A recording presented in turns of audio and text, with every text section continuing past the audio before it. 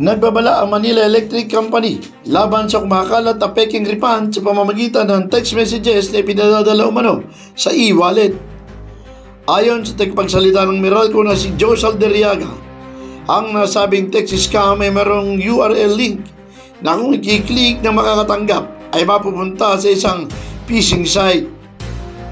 Pwedeng malaman ng mga phishing site na ito ang mga mahalagang personal at financial information na magagamit ng mga scammer. Sinabi pa ni Saldarriaga na mga ipinadadala umano nila na mga peking mensahe ay may kinalaman sa adjustment refund. Sinabi pa ni Saldarriaga na ipinadadala umano na mga peking mensahe ay may kinalaman sa adjustment refund na nagbubukhang galing sa lehitimong e-wallet platform.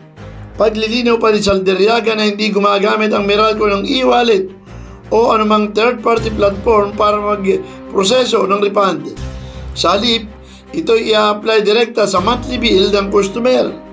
Idinagdag pa na hindi umano nagpapadala ang Meralco ng refund sa pamamagitan ng text messages at hindi kailanman hihingin ng kumpanya ang detalye ng e-wallet ng mga customer para dito.